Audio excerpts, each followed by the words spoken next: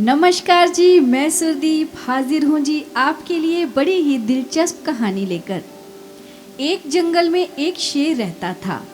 गीदड़ उसका सेवक था। जोड़ी अच्छी थी। शेरों के समाज में तो उस शेर की कोई इज्जत थी नहीं, क्योंकि वह जवानी में सभी दूसरे शेरों से युद्ध हार चुका था। इसीलिए अलग थलग रहता था। उसे गीदड़ जैसे चमचे की सख्त जरूरत थी, जो 24 घंटे उसकी चमचागिरी करता रहे। गीदड़ को बस खाने का जुगाड़ चाहिए था। पेट भर जाने पर गीदड़ उस शेर की वीरता के ऐसे गुण गाता कि शेर का सीना फूलकर 2 गुना चौड़ा हो जाता। एक दिन शेर ने एक बिगड़ैल जंगली सांड का शिकार करने का साहस कर डाला। सांड बहुत शक्तिशाली था। उसने लात मारकर शेर को दूर फेंक दिया। जब वो उठने को हुआ तो सांड ने फां फां करते हुए शेर को सींगों के एक पेड़ के साथ रगड़ दिया। किसी तरह शेर जान बचाकर भागा। शेर सींगों की मार से काफी जख्मी हो गया था। कुछ दिन बीते, परंतु शेर के जख्म ठीक होने को नहीं आ रहे थे। ऐसी हालत में वह शिकार नहीं कर सकता था। स्वयं शिकार करना गीदड़ के बस का था नहीं। दोनों के भूखे मरने की नौबत आ गई। शेर को भी यह भय था कि खाने का जुगाड़ समाप्त हो जाने के कारण गीदड़ भी कहीं उसका साथ न छोड़ जाए। शेर ने एक दिन उसे सुझाया, देख, जख्मों के कारण मैं तो दौड़ नहीं सकता, शिकार कैसे करूं? तू जाकर किसी बेवकूफ से जानवर को बातों में फंसाकर यहाँ ला। मैं उस झाड़ी में छिपा रहूंगा। गीदड़ को भी शेर की बात जच गई।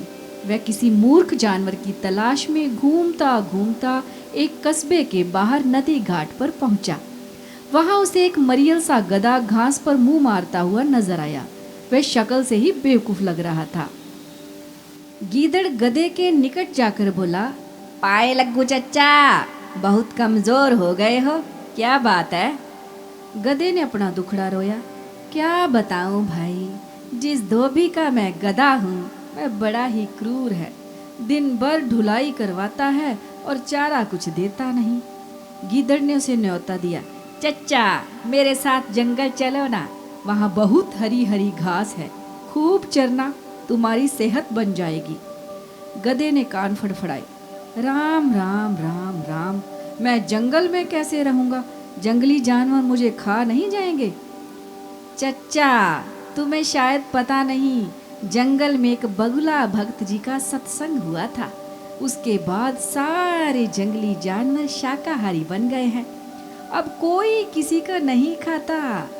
चच्चा, पास के कस्बे से एक बेचारी गधी भी अपने धोबी मालिक के अत्याचारों से तंग आकर जंगल में आ गई थी। वहां उसे हरी हरी घास खिलाई, खूब लहरा गई। अब तो तुम उसके साथ अपना घर बसा लेना। गधे के दिमाग पर हरी हरी घास और घर बसाने के सुनहरे सपने छाने लगे। वह गीदड़ के साथ जंगल की ओर चल दिया। जंगल में गीदड़ गधे को उसी झाड़ी के पास ले गया जिसमें शेर छिपा था। इससे पहले कि शेर पंजा मारता, गधे को झाड़ी में शेर की नीली बत्तियों की तरह चमकती आंखें नजर आ गई। वह डर कर उछला। गधा भागा और भागता ही गया। शेर बुझे स्वर में गीदड़ से बोला, भाई इस बार तो तैयार नहीं था, तुम उसे दोबारा लाओ, इस बार गलती नहीं होगी। गीदड़ दोबारा उस गधे की तलाश में कस्बे में पहुंचा। पहुंचकर उसे देखते ही बोला, चच्चा तुमने तो मेरी नाक ही कटवा दी। आज तुम अपनी दुल्हनिया से डरकर भाग गए। झाड़ी में मुझे 2 चमकती आंखें दिखाई दी जैसे शेर की होती हैं। मैं भागता ना तो क्या करता? गधे ने शिकायत कर दी। गीदड़ झूठ मूठ माथा पीट कर बोला, चच्चा, ओ चच्चा, तुम भी निरे मूर्ख हो। झाड़ी में तुम्हारी दुल्हनिया थी। ना जाने कितने जन्मों से वह तुम्हारी राह देख रही थी। तुम्हें देखकर उसकी आंखें चमक उठी तो तुम्हें उसे शेर समझ लिया। गधा बहुत लज्जित हुआ। गीदड़ की चाल भरी बातें ऐसी ही थी। वह फिर उसके साथ चल पड़ा। जंगल में झाड़ी के पास पहुंचते ही शेर के नुकीले पंजों ने उसे मार गिराया। मारकर उसको खा लिया। इस प्रकार शेर और गीदड़ ने अपना भोजन बना लिया। तो बच्चों, इस कहानी से हमें शिक्षा मिलती है कि किसी भी अनजान की चिकनी चुपड़ी बातों में आने की मूर्खता कभी नहीं करनी चाहिए। अगर कोई आपको बहला फुसलाकर चिकनी चुपड़ी बातें कर कर साथ ले जाना चाहता है तो कभी भी साथ नहीं जाना, किसी की भी बातों में नहीं आना। तो आज की मेरी कहानी आपको कैसी लगी, अच्छी लगी या नहीं लगी, कमेंट करके ज़रूर बताइएगा। अगर अच्छी लगी तो इसको शेयर ज़रूर कीजिएगा।